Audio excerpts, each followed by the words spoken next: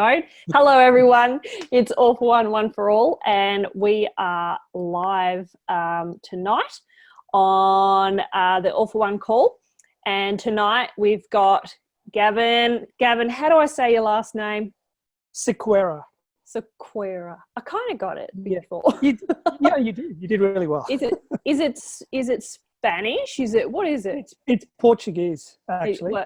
Close. Pretty close.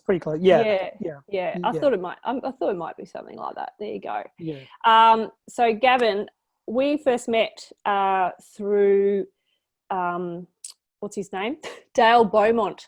You were doing some stuff with Dale Beaumont, and I love what he does. And now you run a business called Break Free from Corporate, which pretty much explains what you do. But like you said in your little bio, so after 13 years of research working with hundreds of small business owners in 34 industries across 12 countries, you've developed a simple yet effective way to distill this thing that you're about to tell us down to 6 key stages of growth. So number one is self-discovery. Let us know what it's all about, man.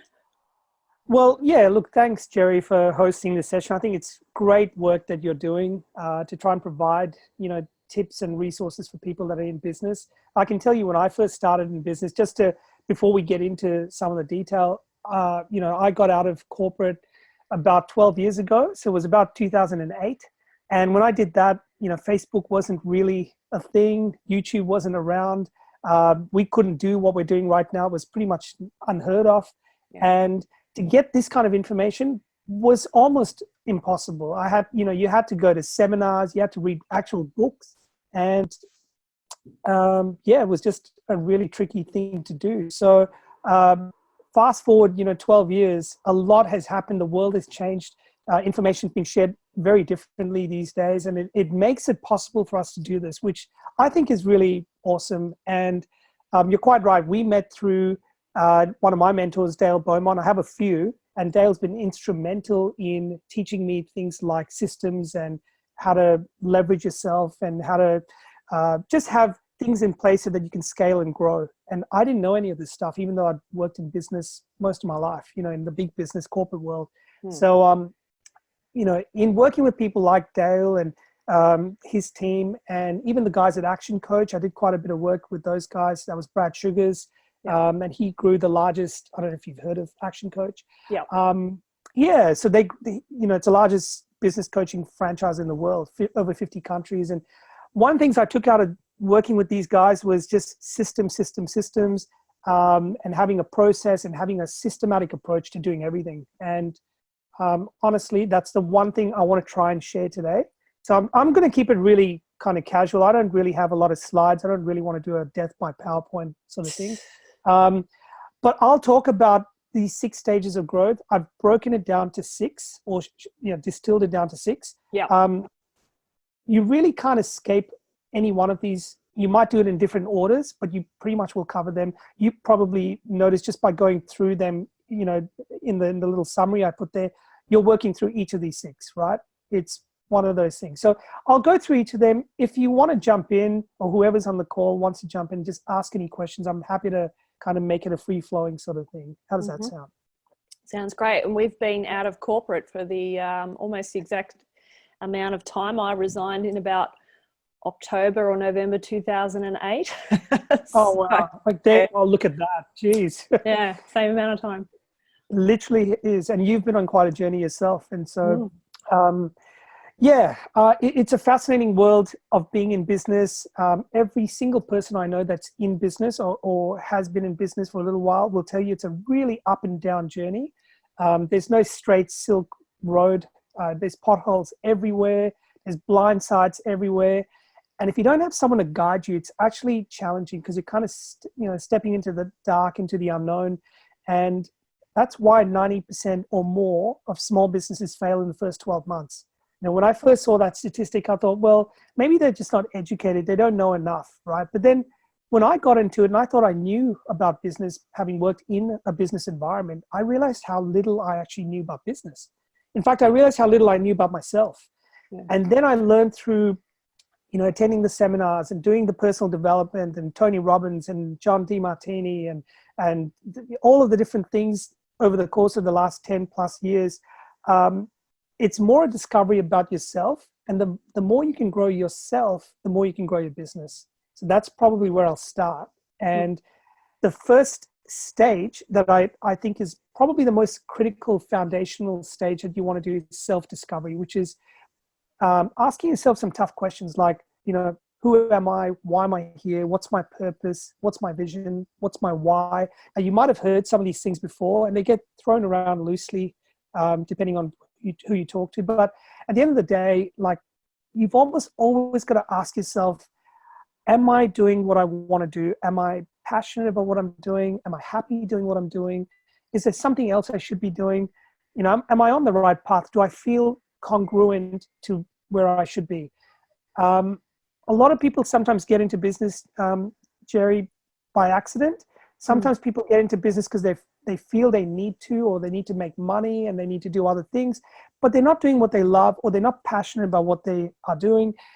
And unfortunately, when that side of it starts to dwindle down, you're kind of you're spinning your wheels, and you might as well just go work for someone else, because it'll come through in your work, and people start to see that and they go, well, this person's just out there to make a buck. He doesn't care about his business or her business, doesn't care about me as a client. And, the product or the service ends up being pretty ordinary.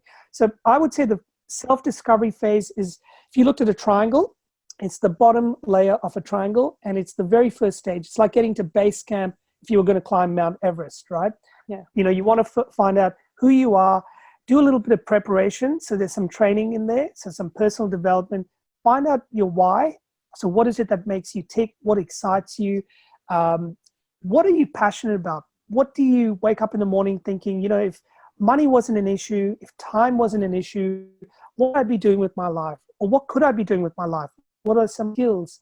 What are some of the gifts that I have, or some of the talents that I have? Maybe they're not being appreciated at work or in my business. If I'm running a business right now, what could I be doing better? And I think, when I spoke with you, Jerry, a little while ago, you went through a journey where you worked out some of the things you're doing today, what you didn't realize, 5 years ago, and you had those skills, but you've kind of fine-tuned it, haven't you? God, I've retuned every year, just about. Retuned, rejigged, whatever you want to call it. So it's constantly questioning yourself. You can't sit on your laurels and think, yep, I've got this figured out for the next 5-10 years, because things change. So, I've written a book about this, actually. And one of the things I teach people in my program, so I run a 12-month program, and we go through this step by step. But to summarize, it's like putting a stake in the ground and going, okay, this is where I am. This is point A, right? And you're being really truthful, really honest with yourself. And then you want to say, okay, let's go 3 to 5 years in the future. And this is where I want to end up. And I put a stake in the ground. That's my point B. What does that look like? And, what's the roadmap that you need to get there? So, it's working out these 2 points of difference, and then you can start to draw the link. That's really a self-discovery phase. There's a lot of personal development in that. There's no time frame that you get this right. I think this is something we do for the rest of our life, to be honest. And it's a big eye-opener for a lot of people. Sometimes they say, the best thing you can do is just take a break from your business, travel, do something else, whatever, and then you gain perspective. And to give you an example, Steve Jobs did exactly this. So when he founded Apple, there was a phase where he just hit a roadblock and he didn't quite know what he was doing. He kind of got lost. This is right in the very early days, so if you read his book or watch the movie, he went on this, he was still at college, right? And him and Steve Wozniak were building the first kind of Apple computer, and he took a break and he went traveling. He went to the monasteries. He became a monk for a little while. He really had to go back to like questioning why he was doing what he was doing. And that's when he got some of the answers. He used to skip classes when he was at uni and go to calligraphy classes. Why? Because he just liked calligraphy. He liked drawing and art and all of that. And that's how he came up with the idea of having different fonts. I mean, no one had even thought of fonts at that stage. That's right. Yeah, I just read that recently. He was inspired by calligraphy classes. Yeah. So, sometimes taking time out to just pause and reflect and do a bit of self-discovery can pay massive dividends down the future. You might not see the link today, but when you look backwards, you'll go, ooh, that thing I did back then, or that class I took, or that webinar I listened to, or that podcast I listened to, whatever. It all sort of links up in the future. So that's self-discovery, and that's really it. I mean, I can go into more detail, but really at the essence, that's really what it is. It's setting a foundation. And then that prepares you for what I think is the next most important stage, which is empowerment. So let's say you now know where you are. So you're, all right, this is who I am. This is where I'm at. This is where I want to get to. I know my strengths, my weaknesses. I know what my talents are and what I need to work on and all of those things. I know my shortcomings, and I've taken good stock of myself. The next thing is to empower yourself to close that gap. So you want to, and to empower yourself, it's really, again, there's personal development, but it's also looking at things that might be holding you back. So empowerment is like a double-edged sword. If you do all the right things, you can move forward. But if you stick to bad habits, it actually brings you down. So it's looking at things like limiting beliefs. You've heard that term before? Oh, yeah. Yeah, my hypnotherapist tells me about them all the time. Now, here's the thing. I don't even have a hypnotherapist, and I know I have limiting beliefs. So, I have family. and family will tell you, they're the most honest people around. They'll tell you all the things that you don't have and that you're missing, and good friends as well. So, but, limiting beliefs is actually a really interesting thing. Sometimes we don't look at it like a limiting belief. We look at it as, oh, well, it's just part of who I am. And there's a lot of people walking around, successful people who have these little belief systems that they've been carrying around from the age of 6 and 7 years old, that to this day, they don't even know why they believe in certain things. And it's really interesting. Like, I might talk to someone and they're really successful and they might go, oh, I'm always running late to things. I don't know. It's just me. I've been like that forever. I always run late. Or, I can never lose weight. Or it doesn't matter what I do, I just can't lose weight. Or, I never ever get a park. Like finding a park in the shopping center, it's impossible. Like that's their belief system. Now I had one. It wasn't too long ago when I got into business 12 years ago. I was actually afraid to ask people for their credit card details. Believe it or not, Jerry. So, my first business was selling nutritional products, and I was proud of it. I loved it. I loved the products. I believed in the science behind it, and I could sell it to anyone if I didn't know them. But the minute a family or a friend or someone that was close to me asked me about it, I would say, hey, Jerry, why don't you just try it? Tell me what you think. And you'd say, well, how much is it, Gavin? And I'd go, oh, look, don't worry about it.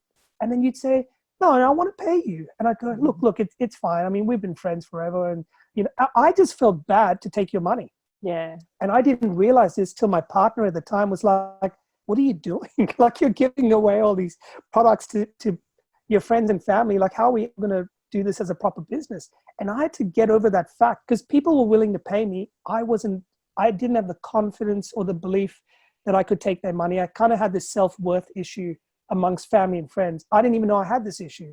And so it took a little bit of work to get over that. Now I can proudly say I don't have that issue anymore. So if someone wants to give me their credit card details, by all means.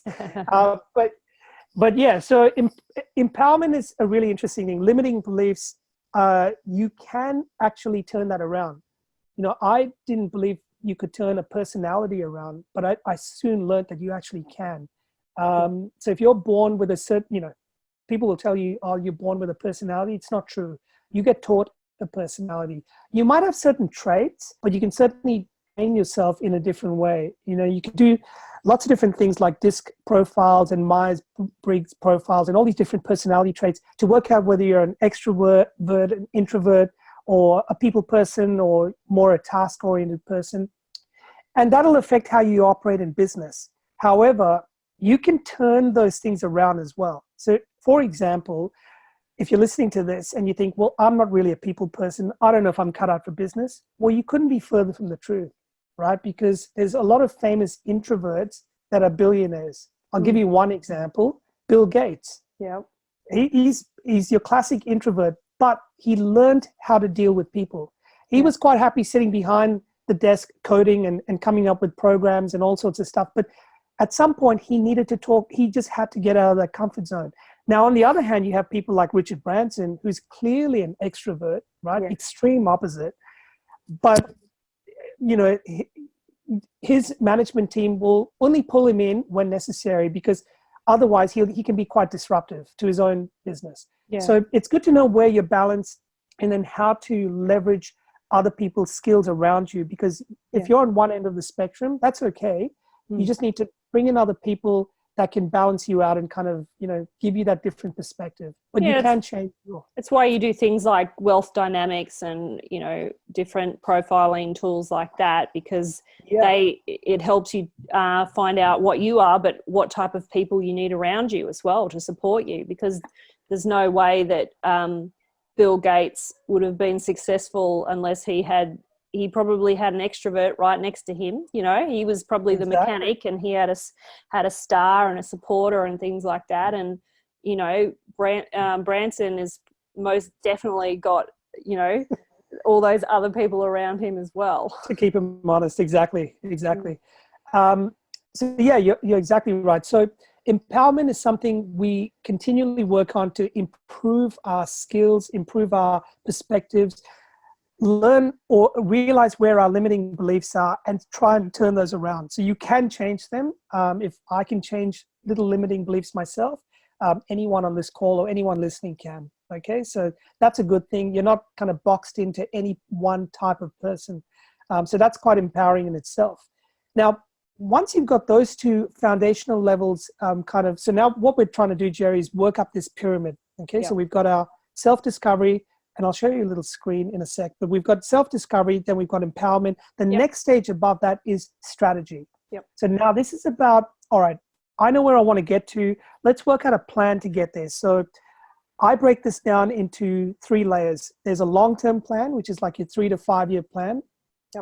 I say 3 to 5 years as long-term. Some people might think that's not that long-term, but in 3 to 5 years, you can change your entire life. Believe me, I've seen people do it in less. So 3 to 5 years is long-term, okay? And then a medium-term plan, which is like 12 months. So if I said to you, in 12 months' time, where do you want to be? It's long enough that you can make quite significant changes. It's also short enough that it's not that far away. And that's exciting. 12 months is quite a good time frame to do a lot of different things. 12 months gives you the opportunity to go through all 4 seasons. You know, if you were looking at you know, summer, winter, autumn, spring, like those sort of things. But it also, in terms of farming technology, you've got the harvest, and then you've got the sowing the seed kind of time. And then you've got the time when nothing happens, right? You just got to wait. And so you've got to go through all 4 seasons in business to realize the ups and downs. You can't just have the glory days, because believe me, as you know, there are days when you just go, why am I still doing this? Right? Yeah. And so 12 months is a good time frame. And then the next level down is your 90-day plan. So if I said to you, all right, we know your 3 to 5 year vision, we know your 12-month plan, which is aligned to that 3 to 5 year goal. What are you going to do over the next 3 months or 90 days to achieve that? So if you break it down, what are your daily and weekly actions to get there? Right. And there's a lot of things you can do. Sometimes people go, oh, gee, I don't even know where to start. Like, what should I start on? So if you're new in business, you might want to do activities like trying to understand your customers better. You know, who is your customer? Who's your target audience? Do some research, ask questions, run a poll, do surveys, test out some products or services that you might have, even in very rough format, and get some feedback. And then you can start making changes.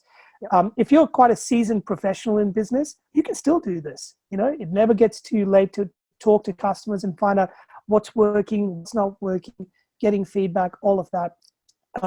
If you've got staff, you know, you can start to work out, well, where, you know, are they properly aligned? You know, are their needs being met? You know, do I run a happy organization? You know, what are things I can do systematically in my business to improve my business? I mean, there's lots of things you can do on a daily, weekly action. You know, from a personal point of view, you might say, well, I need to improve my skills. So therefore, I might like to read a book on this topic once a month, or attend this particular seminar or webinar, or partner with this person, or, you know, reach out to 5 new people and interview them and get their feedback. And so there's a lot of little things you might find you can do that you can put into your 90-day plan, and you go, you know, at the end of 90 days, I've done this, this, this, this, and this, which will help me towards my 12-month sort of goal. And that is aligned to my 3 to 5 year vision. And if you do the basics, you'll achieve all the rest of the stuff because you're moving in the right direction. Does that make sense? Yeah. And I like to just even, this is what my business coach just said to me the other day, you know, just every day thinking, is this action that you're taking helping you serve your vision? You know? Yeah, that's a good and if you're really clear on your vision, then you go, yep, this action is helping me get there.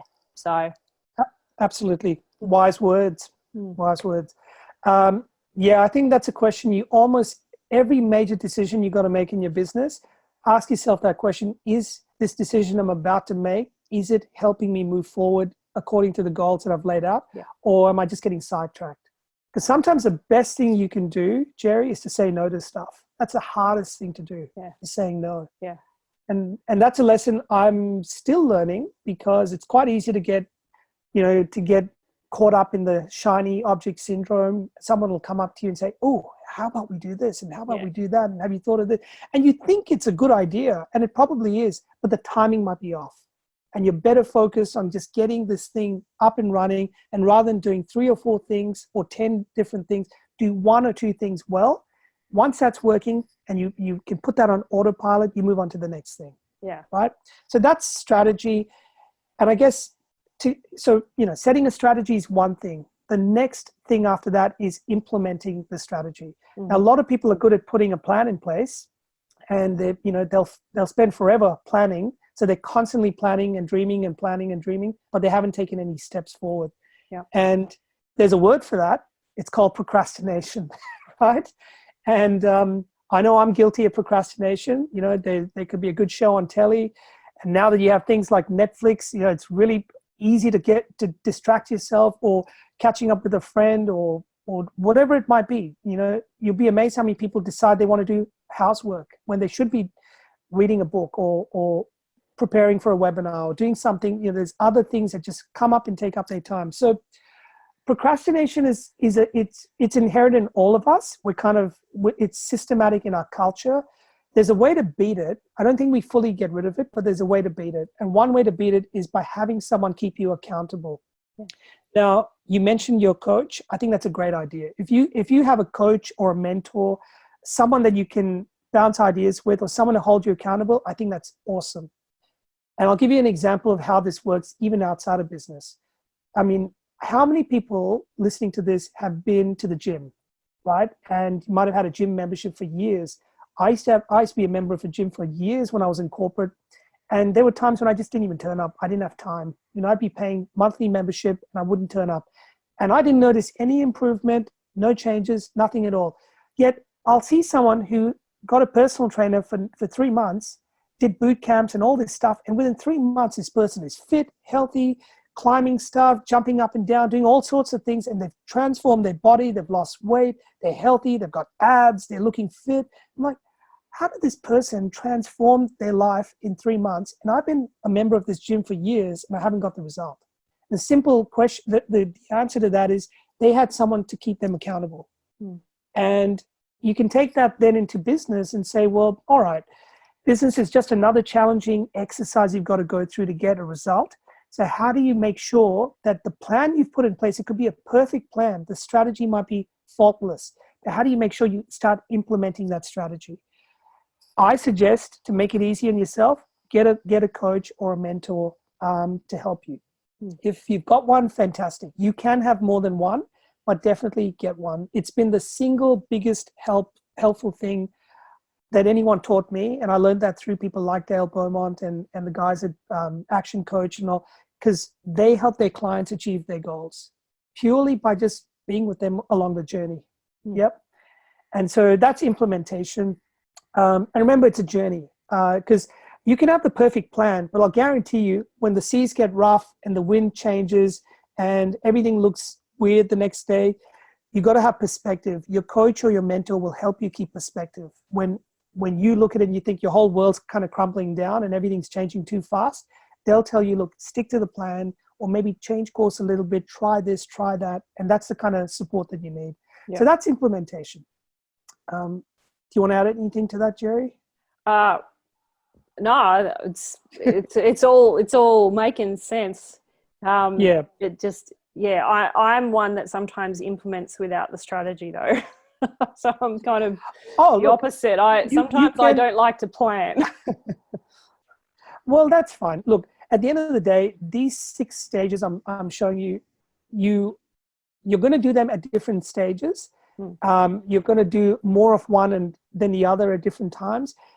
By the time you go through, an entire calendar year or part of your journey, you would have done a little bit on all of these. And then at some point you'll look back and go, maybe I need to spend more time actually planning rather than just jumping head first, because that got me into trouble a lot of the time. Or maybe I spent too much time planning and I need to start implementing, because you can learn and learn and learn and learn.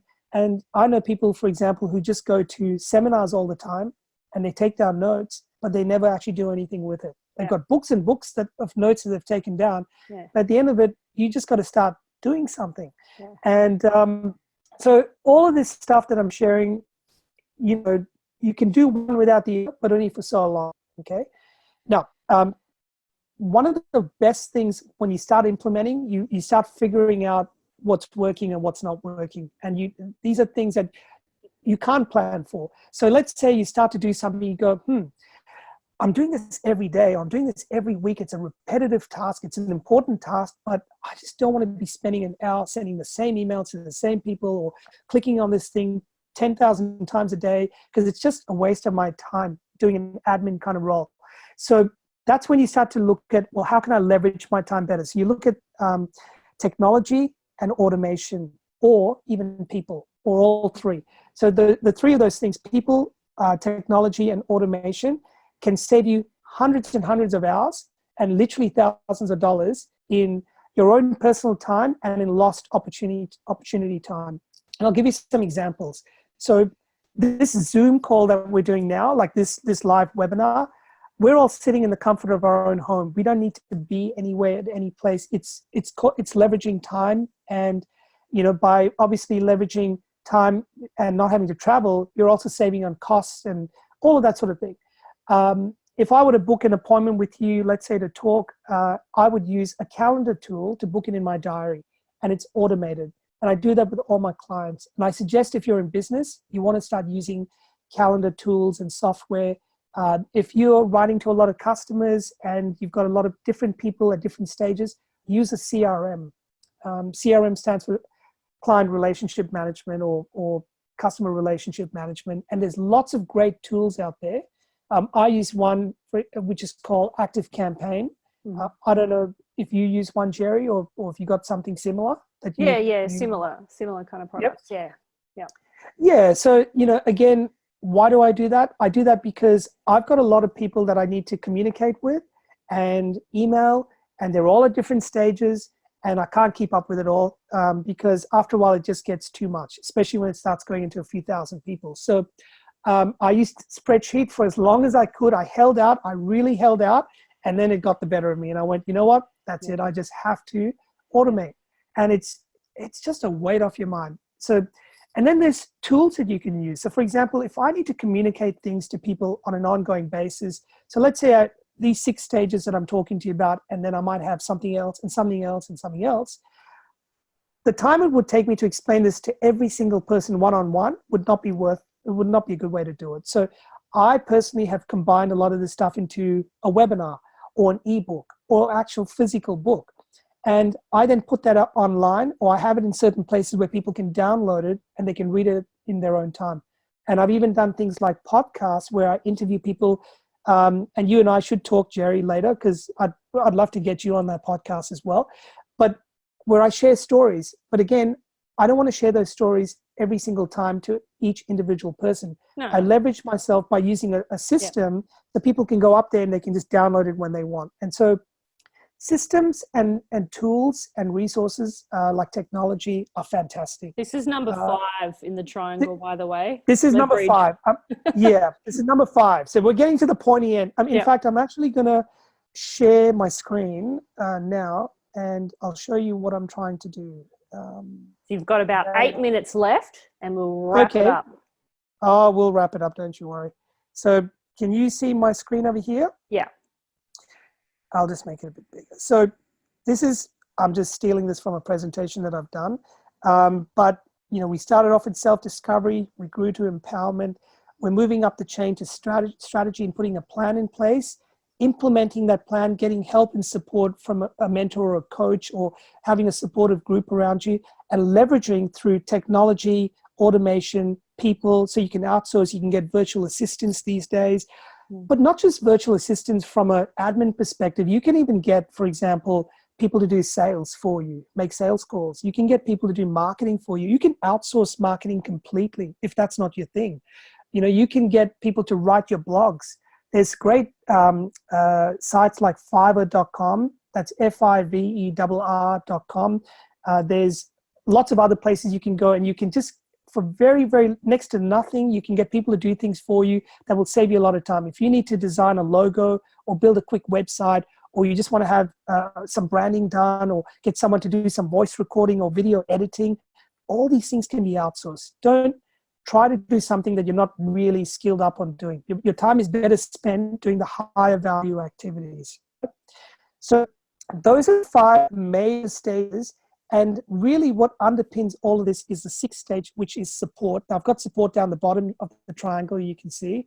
And the reason it's there, it's because it really, I think, is one of the most important things that holds the triangle together.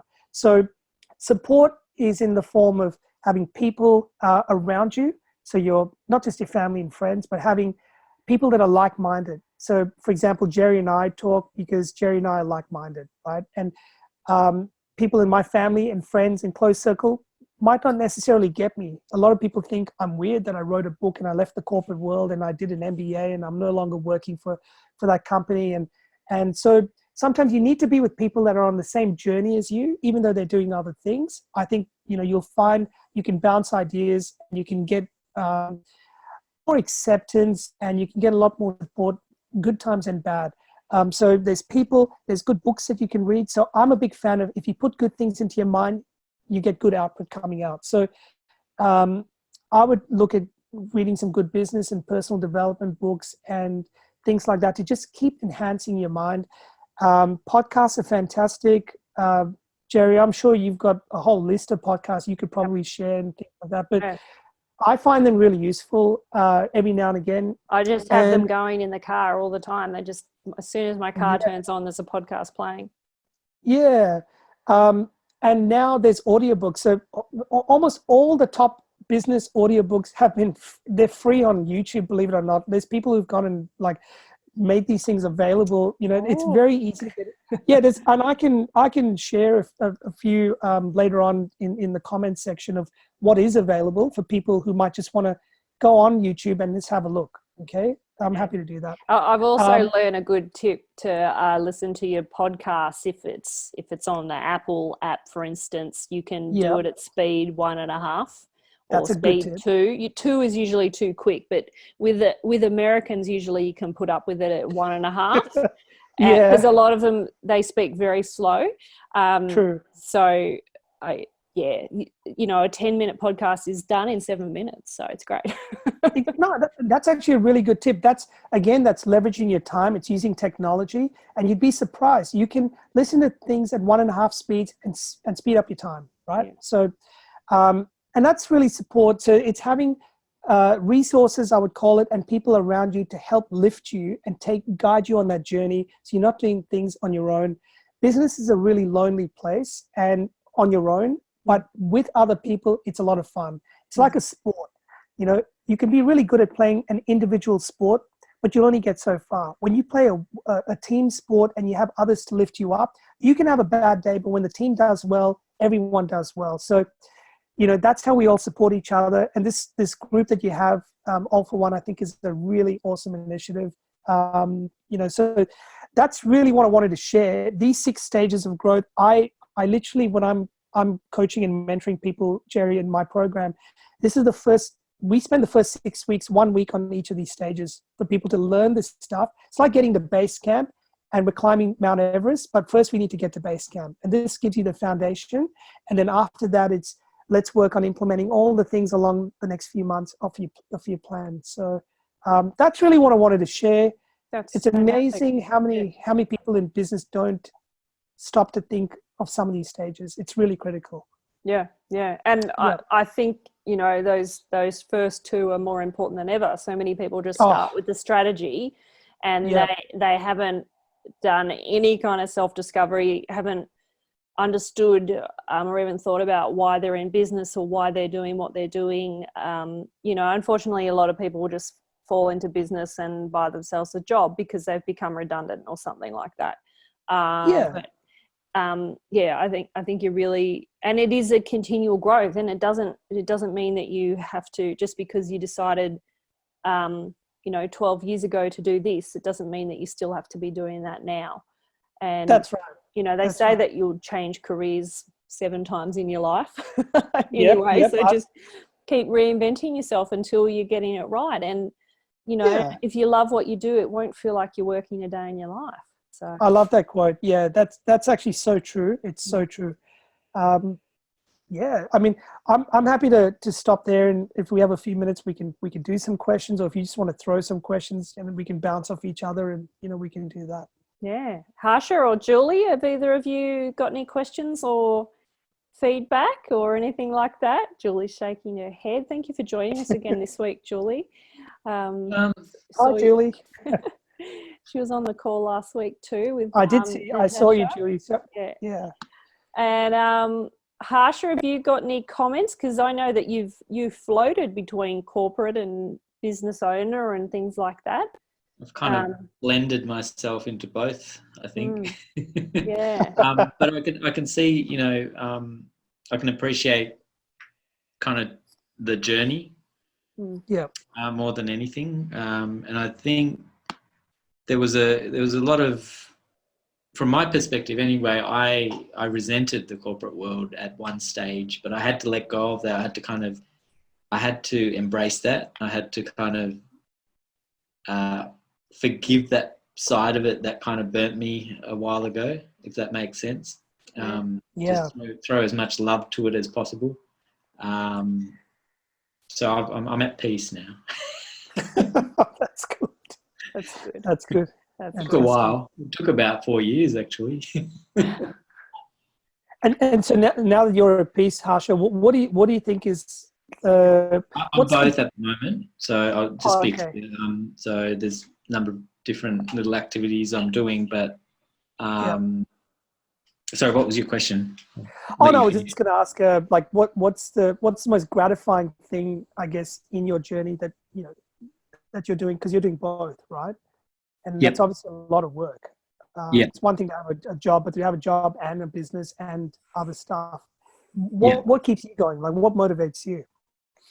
I think what you said at the start, being very clear in what you want, and that took about 2 or 3 years for me to and it's still, you know, I'm still kind of refining it. I'm not saying I know exactly what I want, but it's a lot clearer than I was probably 6-7 years ago. Awesome. And setting that vision up, and you know, doing all the hokey pokey stuff, you know, having the vision boards and having it on your screens, having it everywhere you go, just being a part of that. So, you know, Alistair's not on the call, but he was a significant part in kind of pulling that out of me. Almost like saying it's okay to dream. Do you know? Like it's okay to kind of dream, and it is okay be outrageous. In fact, I think, Harsha, if I can share it, you said you had an embarrassing moment once when your vision board image was on your computer and everyone had to see it. That's right. This was about 2 years ago, actually. And you're like, oh, it's out there. Everyone can see my vision now. Hey, so talking about vision, right? I have a different perspective on that, and I don't mind sharing that, because I'll share my screen with you guys just so you can see. And I actually keep my vision board. So this is mine. I know it's a bit small to see, but I have I do one every year, and I'm not going to go through it in any detail because it'll take up too much time, but I put all the things that are important to me on there, like my family, my friend, relationship, house, where, you know, travel, what success looks like, courage, hustle, being an entrepreneur. this is like solving problems, 10,000 steps a day. I do karate. I'm going for my black belt this year. Eating healthy, the laptop lifestyle. This is like helping people up, being grateful. So, you know, and having fun, obviously. And so like I put a few things in there, and obviously money is an important thing. And so, you know, I'm okay with that. And you need, if you're in business to make money as well. And so that should be one of the things that you've got goals around. So I put this on my vision board on my desktop, and I literally look at it probably hundreds of times in a day.